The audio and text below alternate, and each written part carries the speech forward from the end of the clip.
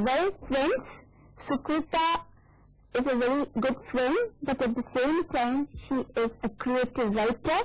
She teaches English literature at a university college, Zakir Hussain College, to be precise, in Delhi University.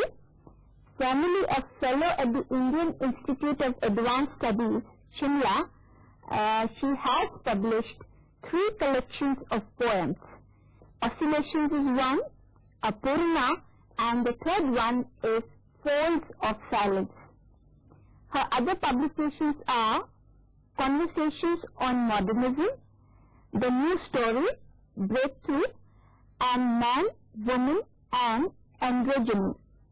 She also paints and has held a solo exhibition of her paintings at Electives, Delhi.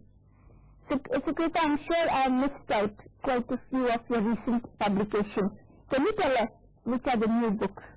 Well, I don't think one has to really go into it, but if you insist, it's just a collection of short stories which have been translated from Urdu. These are short stories from India and Pakistan, and the book is entitled Mapping Memories. And then I translated a novella from Urdu into English, which is called Sleepwalkers, and both of them have been published by Katha. I'm now working on a book on Isma Chuktai, which is due to be launched sometime by the end of October. Yeah, I think you have been associated with Katha for quite some while. You must have discussed this whole process of writing, the creative process. I don't know, do you find that you get the inspiration first and then you sit down to write? What is this creative process? How do you see it? I think even if so many psychologists and literatures and critics and poets, etc., even though there has been so much of a debate on this whole concept of the creative process, I still find it to be rather mysterious. However, as for my own profession, that is teaching, we therefore go into the field of trying to analyze this process, and I would attempt doing that just now. I do believe that we sort of emphasize a lot on the whole idea of inspiration, and it's absolutely essential that one be inspired before one gets down to paper. I think a very important aspect which we normally tend to forget is perspiration, which really means that if there is 1% of inspiration, 99% of perspiration is required. I go with Einstein when he says that, because writing poetry, it's not as if you're sort of just thinking and, you know, sitting on the couch and suddenly something comes like rain from the sky when you take your pen and you start writing. Well, even if it might seem to be like that, and what the process is, as you know, and also that it comes out like spontaneous overflow of emotion. But what we tend to forget is that if it is spontaneous overflow of emotion, it's also recollected in tranquility. And then we go into this aspect that is recollected in tranquility. We are really basically focusing on the idea of skills involved in it, reflection that goes into it, the thought element that gets injected into emotion, and how one is able to rationalize emotion, sucking out of emotion through poetry. And within that particular domain then, when you're coming into the skills aspect, that's where language plays a very significant role. And I think the creative process, when you're focusing on the creative process, a very predominant point that comes to my mind immediately is, you know, just as for the potter, it's very important to be able to handle the clay, you know, before getting down to actually working. And you have to know the texture. You have to know how much water are you going to put into the clay before it goes on to the pot, you know. And then, of course, the skill. How are you going to really manipulate the shapes into a very, very smooth shape? So you're looking at a pot. It looks so smooth and comfortable, you know, to the eye. Let me ask you, do you use language consciously, or it happens just simultaneously?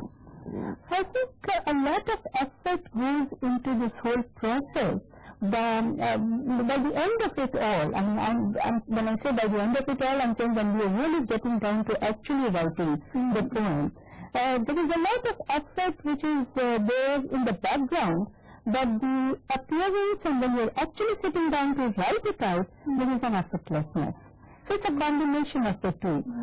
As far as I'm concerned, most of my editing is taking place internally. So I would not say that the poem comes like a dream and suddenly, on the piece of paper, as though it is exhaled from the mind. Yes, it needs to come as a kind of, we try to, bring it very close to what is going on internally. Whatever is there on the paper should coordinate with whatever is in the mind. But what is very interesting is that while it is taking place on the paper, it's also modifying itself. Yes, so mind like an automatism. Works on its own. It takes on. It just takes on in the way.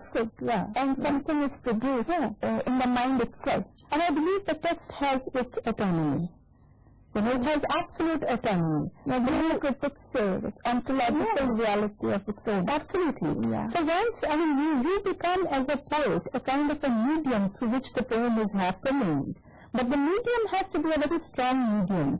And it's an active medium. We are doing things to the experience, initial experience. And the tools are language, words, And therefore it's very important to understand the tool before you begin to use it. That is true. But then do I take it that a poet is not an ordinary human being? A poet is extra sensitive, extra perceptive, a bit more emotional, which is not to say that that should not be ordinary. You see? But not all people are poets. I imagine what is happening is, I think essentially all of us are poets. I think that all of us have a little poet sitting inside. We just need to, give attention to that little being which is there. And it's very interesting, it is in that context perhaps I should read a poem which I wrote some time ago. It's a very old poem, but I think it comes out of this very feeling that there is something which is with me all the time as a shadow or whatever. I call it seasonal sadness. Often I step out of myself to watch, observe, and follow her.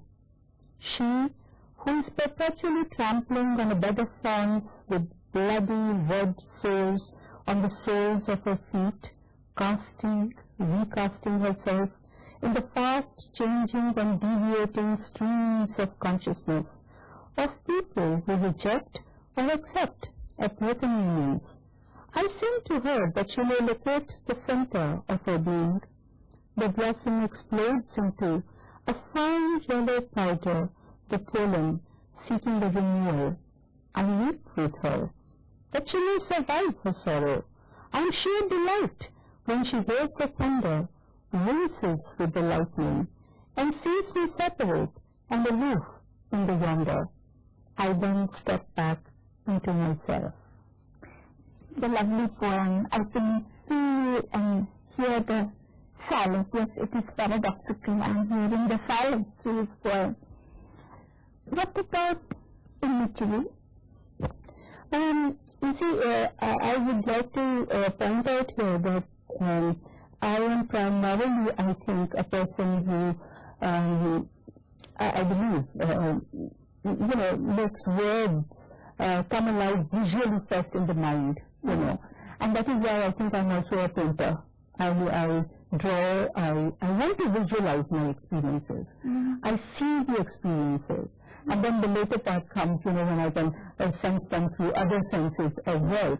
But the point I'm making here is that when I'm sitting down to write a poem, even if words is the medium at that point of time when I'm going through the creative process, when I'm visualizing them, I'm trying to locate images somewhere which bring out the multi-dimensional aspect, of that experience from this angle and from that angle, and so the image would be somewhere in the center, and I go around, kind of peeping through all angles and bringing out the essential life or throb that becomes visible. In you is the painter self and the poet self. The two selves are intermingled.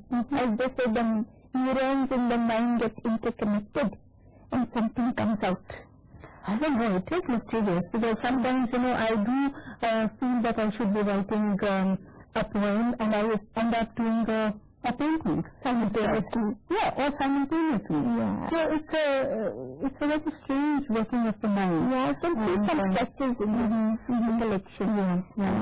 Did you do them as you were writing? No. Most of the poems don't have sketches which have been done along with the writing of them. They have been happening in the same phase as those poems were being written in. So that is why thematically they seem to, for instance, if you see Mothers and Daughters in this collection of mine, which is Folds of Silence, it seems to have a sketch with it which goes very well with the poem. But it's not as if I wrote the poem at the same time I was sort of separately drawing this or, making the sketch. It was around the same period when I was sketching, with similar themes in mind. So it's not coordinated, but it represents the certain kind of a phase or obsession that I may have with the whole idea of, the mother and daughter. So the sketch then, if I may show you, seems to represent that idea. And when it came to the point of actually publishing the poem, then I thought, well, it seems to go along very well, but it was not premeditated. No. And Can you read this poem? Okay. This is called Mothers and Daughters, as I said. In the wardrobe of my child today, I found my baby journeying into adolescence, away from innocence buried deep in the middle shelf behind heaps of vests and underwears. Innocence lying crouched and discarded in rolled-up garments, too small for her now. Just the other day, but that's a year ago, on her birthday, she was in this skirt, so small, so frilly, and this t-shirt with butterflies flying out of its fabric, now so girlish, Mama. But my child, that was very frolicking, little bee flying with the butterflies, a full bud now, ready to burst and express herself through menstruation and breasts, a body twisting and turning into new forms, disconnecting from old clothes and old parents, locating fresh autumns and springs, the deep blue skies, unknown directions, pathless goals, and distances with no horizons, sifting and picking her own roots and finding mine. She grows her own branches, acquiring her own shadow. I see it all, the wide open wardrobe, unblinking eyes, my mother with her shadow, I with mine, and my daughter discovering and stepping into hers. All the three shadows are alike, and the umbilical cord unsevered. I think the imagery is very concrete, precise here. And the ending is very interesting. I thought of this comment that came from you after you read the poem, and you said it seems very Indian. Yes, and that brings me to a very important aspect of how you're using language, apart from the concepts, in the context of, cultural grouping. That is very, very important for a poem. And it does have, all poetry does have some rooting or the other, and does somewhere or the other bring out the culture from which it emanates, So in this case, of course, as you said, it would be the concept, the concept of continuum, of relatedness, between the mother and daughter, and then again the mother and daughter, and the cyclical pattern, the way it goes on and on. A Westerner perhaps, and I'm venturing to say that, perhaps may not very easily experience this continuum. Though of course this is a very predominant theme everywhere, it's universal. A fair sense of tradition Absolutely. Yeah. Now, but what I'm coming to is the fact that if one is picking up a theme in a poem, which is very specific to a certain locale, for instance, a certain, say, a gram, a village, a very specific geographical domain, which has its own ethos, its own atmosphere, its own culture, its own practices, therefore, modes of behavior and so on. Now, what happens to the words? Your English language, if you're writing in English in particular, your English language is being used in America, it's being used in Africa, it's also being used in, Baghdad, a village or a town or a whatever in India. Yes. But then would that mean that it's the same English? I believe not. I believe the language, even if broadly it may be called English, it acquires a very strong local coloring, Sometimes to the extent that you begin to borrow words from the language of the area and put them into the English language, and you do it particularly as a creative writer. It's done in such a style that there is a perfect blending of the outsider word. No wonder Arundhati Roy's novel has won the Booker Prize. Absolutely. The nativity of the language is accepted. Absolutely. Rather, I was arguing with some scholars, the British scholars, and I told them that there is no such thing as British English anymore, and we are very proud of the fact that our writers are accepted. And they back the Booker Award, whether it is Vikram Seth or Salman Rushdie or Arundhati, because it's a very creative usage of the English language. Yes. And with that in mind, when most of my poetry, which is nature poetry, and therefore, a lot of my poetry is nature poetry, and there, except for the fact that at times one goes into mythology, then, if you go into, say, mountains or, very fond of mountains. Then immediately, you are also maybe going to the gods and goddesses in the area, and, so on. But that's a different thing, because you're touching mythology. But I was talking about, the cultural coloring, and I have a poem which came out just a few months ago, and there I didn't read out the whole poem, but I'll just touch upon this idea that, it's really a kind of, it's taking me back to the partition context, and it's, shall I read the whole poem out rather than talking about it, or maybe just focus on this? It's called Cold Storage. The letter, postmarked, stamped, and delivered late by half a day or a decade. It reached when all was over. History had raised its hood, flapping its forked tongue. That letter, words languishing on yellowing paper, corners rusted brown, crackling folds, and mourning lines blotched by Vedina's tears, starry then, shadowy tips of icebergs now. Kake, my young, take me back to my Batindo, to my Rano. The Vachara is due, and Rano needs me. Cars get difficult with so many months gone. Between the writing and its reading, time cracked. Dipped in Jinnah's sweat, the pen sliced the land of 5 rivers, giving birth to the 6th. Streams of crimson flowing from Vedina's heart, Shaitan carved on the virgin bodies of Kamma and Choti. Rano's squeals of anguish ripped the clouds that rained over the aborted calf, embracing Vedina's high ram.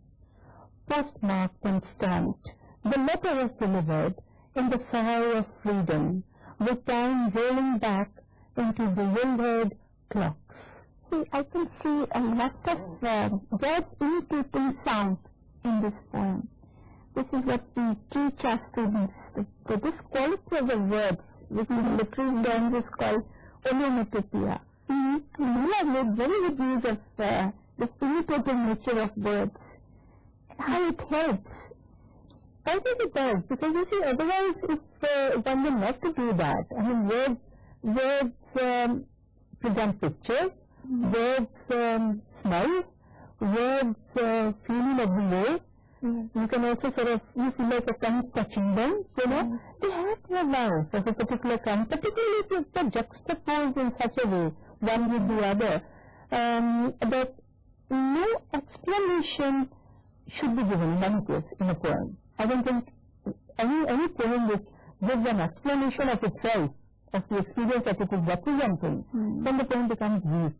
Now, if we are talking about that, and therefore we come to that other context of economy and precision, then we have to see how, when we are using the word, these other aspects should come without the explanation. So, for instance, you know, there is a poem where I am saying, I won't read out the whole poem, it's a very long poem, but it's a poem which is, you know, just the beginning, which immediately tells you, brings out the picture of John Massey, who is the protagonist of the poem.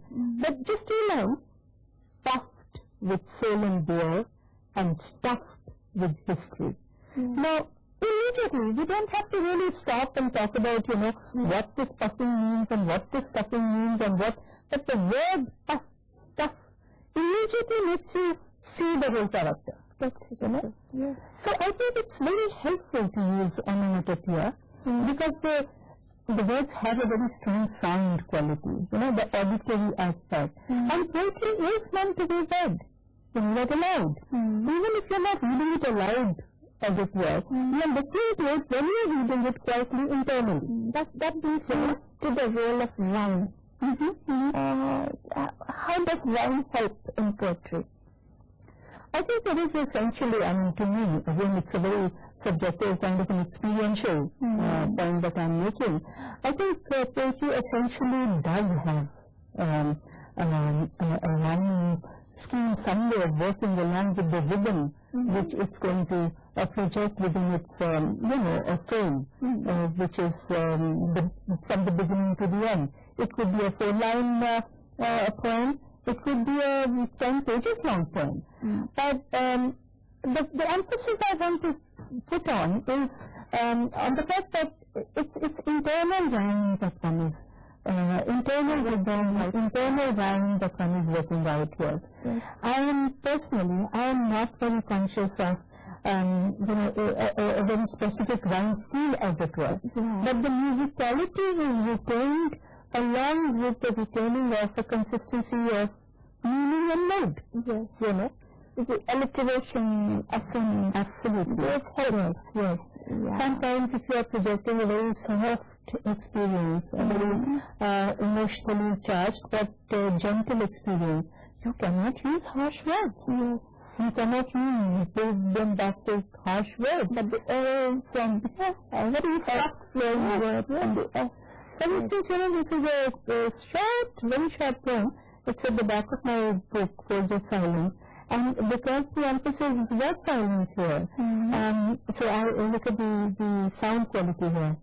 Silence, moving into silence, the silence of experience, sinking, silting, and moving on.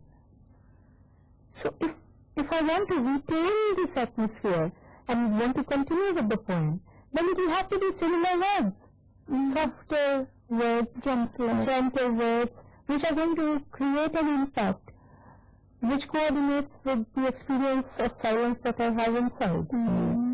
But if it clashes, then the poem fails. You know, this poem, partition poem, I'm asking you a very personal question. Is this theme of partition very, very personal to you?